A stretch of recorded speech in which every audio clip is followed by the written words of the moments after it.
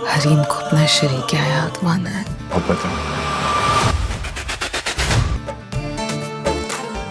حریم نے بنا کسی پھر ہم دیکھتے ہیں کہ حریم سے رہا نہیں جاتا اور وہ بھائی سے پوچھتی ہے کہ کیا بات ہے اور ایسا کیوں ہو رہا ہے. تو وہ کہتا ہے کہ ہم نے ان کی ڈیمانڈز پوری نہیں کی. پھر وہ کہتی ہے کہ آپ ناصر کو بلائیں، میں اس سے بات کرنا چاہتی ہوں.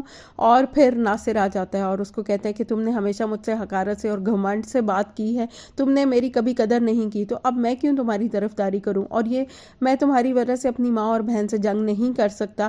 یہ اور وہ بہت کہتی ہے کہ یہ میری زندگی اور والدین کی عزت کا سوال ہے، ایسا مت کریں، سب کچھ ٹھیک ہو جائے گا. تو کہتے ہیں ہاں آپ لوگ 30 لاکھ دے دو تو سب کچھ ٹھیک ہو جائے گا.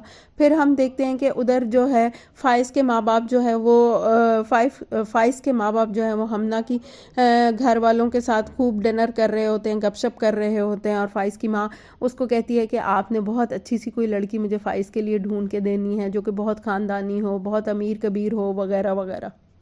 اور ناظرین پھر سب سے زیادہ دکھی سین آ جاتا ہے جس میں کہ ہم دیکھتے ہیں کہ حریم کے ماں باپ ناصر کی ماں کے سامنے ہاتھ جوڑتے ہیں، التجا کرتے ہیں اور کہ جو ہے آپ ایسا نہ کریں. لیکن وہ ناصر کی ماں اپنے فیصلے پہ اٹل رہتی ہے اور کہتی ہے کہ بارات دلہن کے بغیر بھی واپس جا سکتی ہے.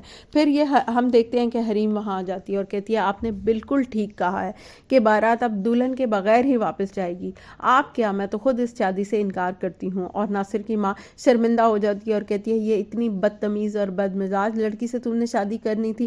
اور پھر ناصر بھی بہت زیادہ گھمنڈ سے کہتا ہے کہ تمہیں پتہ ہے کہ جن کی بارات واپس چلی جاتی ہے نہ وہ زندوں میں رہتی ہیں نہ وہ مردوں میں رہتی ہیں.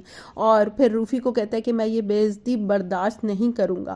اور پھر وہ لوگ وہاں سے چلے جاتے ہیں. تو ناظرین یہ دیکھیں کتنا سیڈ پارٹ ہے اس ڈرامے کا کہ حریم کے والدین پہ، حریم پہ کیا گزر رہی ہے. کوئی امیجن کر سکتا ہے؟ کیا بیٹیوں کے دل نہیں ہوتے؟ کیا ان کے ماں باپ کو اتنا مجبور کر دیا جاتا ہے کہ وہ پال پوس کے ایک تو اپنے جگر کا ٹکڑا دے رہے ہوتے ہیں اور اس کے ساتھ وہ کیا مال و دولت، کیا یہ خرید و فروخت ہے؟